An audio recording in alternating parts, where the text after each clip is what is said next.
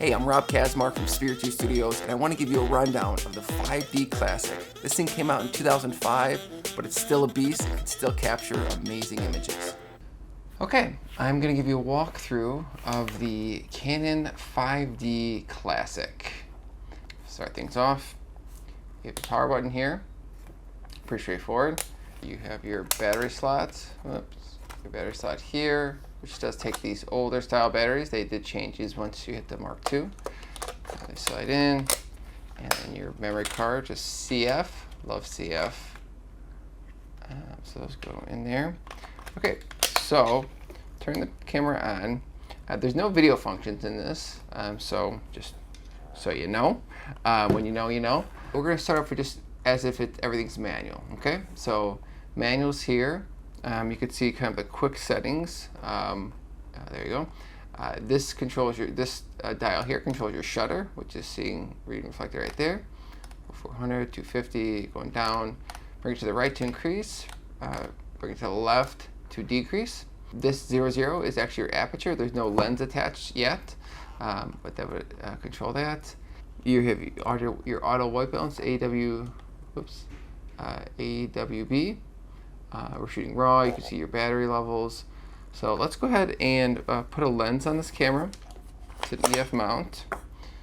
So I'll put a lens on here, and we'll be better able to show different parts of this.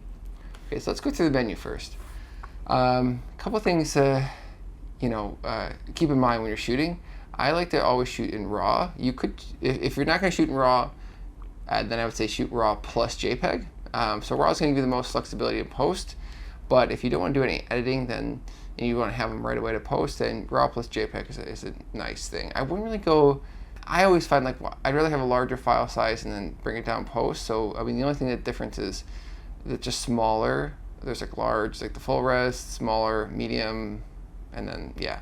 But I just think shoot RAW or RAW plus the largest JPEG. So this menu is the older menu. Picture style, actually, I would just say shoots standard. Especially if you're shooting RAW, you're gonna have the flexibility in post. When you're ready to format your card, you do want to obviously set your date and all that stuff, LCD brightness. But formatting your card is gonna be right here, format.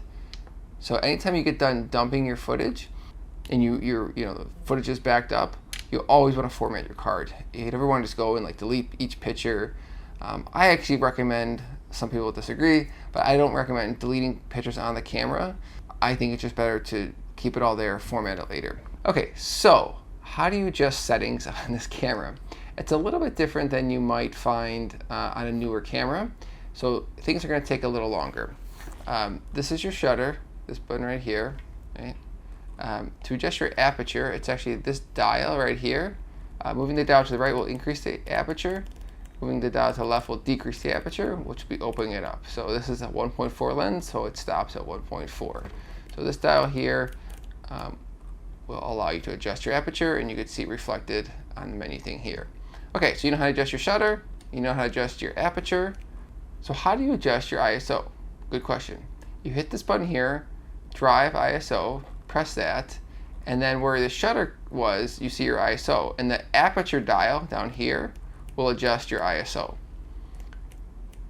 So okay, let's say we want that. So if you're new to starting out, and actually not even if you're new, you want to use your light meter, which is right here. So right now I'm tapping this. If you just tap your shutter button, you'll see it like kind of highlighting where it is. So all the way to the left is underexposed, all the way to the right is overexposed. You want to be somewhere in the middle. Because I'm in a dark room, it's going to be underexposed. So let me just do my best.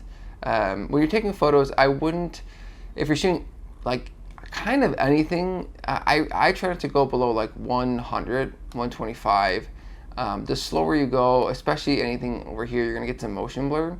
Unless you want motion blur, but if you're shooting just like pictures of people, I try to keep it at 125.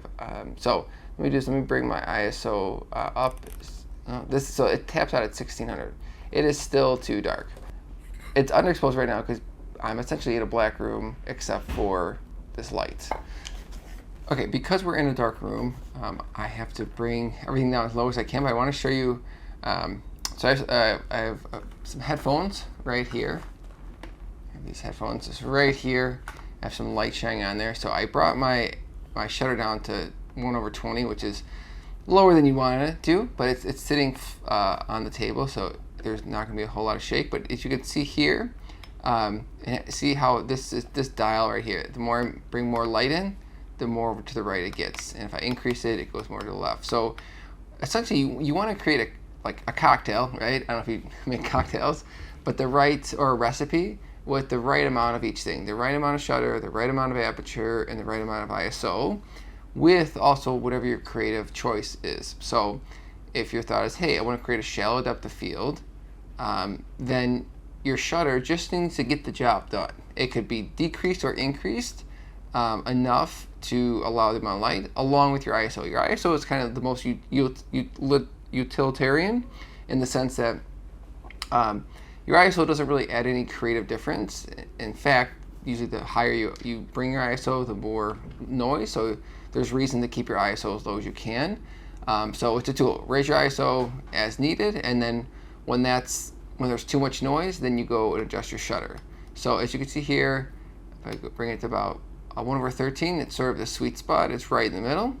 So I'm going to take a picture of that. All right, and then let's see. Bring it up here.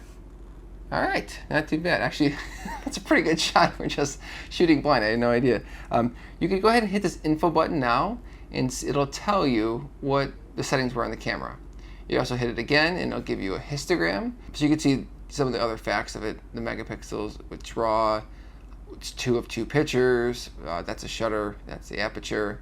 And if you're out of this menu, like if you tap out of it, hit the shutter button, hit info, it's just going to tell you where the settings are at. Okay, so if you need to change your white balance, you're going to come over here, and there's a button that says AF white WB. AF stands for autofocus, and WB stands for white balance. So if you tap it and hit your shutter button, it'll change the different autofocus modes. I prefer one shot. If you hit your aperture button, it'll change the white balance modes. So it goes through, and it has the different modes, which would be auto white balance. The sun is daylight, so 56 Kelvin. That house with the side is the shade. I don't know that equivalent offhand. There's cloudy day. That bulb is tungsten, so 3200. That's for flash. That's your custom white balance. That's your Kelvin. So if you want to adjust it specifically and just dial the Kelvin in, you'd set it to that. Well, if you set it to that, you do need to go to the menu, and you go to your color temperature, and then adjust this here, and then that'll be reflected there. So let's just say, you know, for you just want it to be a 5200 Kelvin, then you'd click there, and then when it's here, it's just going to say K. It's not actually going to say what the Kelvin is. Newer cameras would probably say that. They'd have more information on the back LCD screen, but that's not how this one is necessarily. So that's the run through of this camera. Again, your shutter button. This is your shutter. This will take the photo. This adjusts your shutter. This adjusts your aperture. These two dials will double as other tools, depending if you hit your ISO button, your white balance button. This button here just illuminates stuff. These buttons here have to do with your autofocus points, or if you're on a picture and you want to zoom in, you can do that. Cool look off. Man, zoom, zoom, zoom. This is to delete a photo, although my recommendation is to not delete in camera, but you can make the decision. This play button allows you to see the image. Hitting info will cycle through the different modes. Jump will allow you to jump to a lot more images. That's more important if you have a lot of photos on there and you're trying to get through a lot. This is your dial. I was showing you how everything works in manual. You could change it to AV, to aperture priority, or TV, a shutter priority, which will enable those as different priority modes, or for P.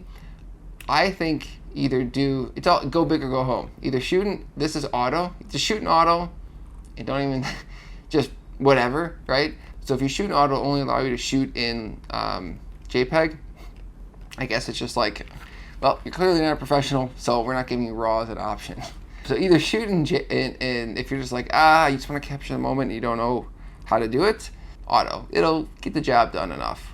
But I would say just kind of move right over to manual. Learn how shutter, aperture, and ISO work and work together to get you really good images. And then to take the lens off, hit this button. Autofocus is enabled or disabled by your lens. So if you want autofocus, make sure it's clicked to AF.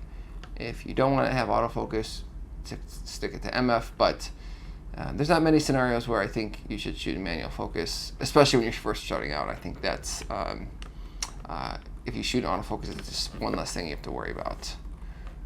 All right, good luck shooting on the classic 5D.